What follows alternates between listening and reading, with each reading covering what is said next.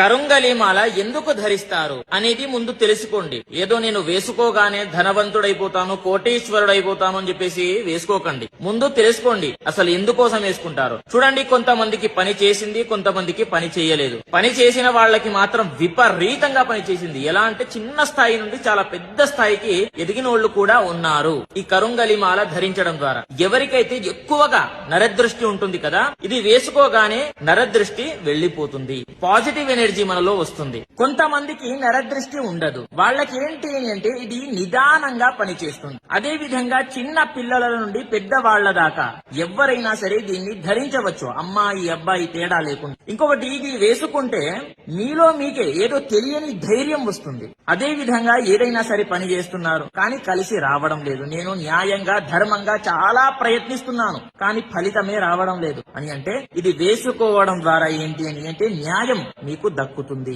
న్యాయం ఎక్కడైతే ఉంటుందో అక్కడ ఖచ్చితంగా ఇది ఉంటుంది అనేది గుర్తు పెట్టుకోండి, చాలా పవర్ఫుల్.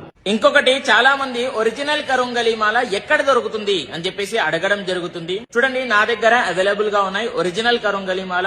ఎవరికైనా సరే కావాలి అని అంటే మీ పూజ ఒరిజినల్ అనేటటువంటి ఇన్స్టాగ్రామ్ పేజ్ లో డైరెక్ట్ గా మెసేజ్ చేయండి, మీకు రిప్లై ఇవ్వడం జరుగుతుంది. లేదు అని అంటే స్క్రీన్ పైన కనిపిస్తున్నటువంటి నంబర్ కి కాంటాక్ట్ కూడా అవ్వవచ్చు అనేది ప్రతి ఒక్కరికి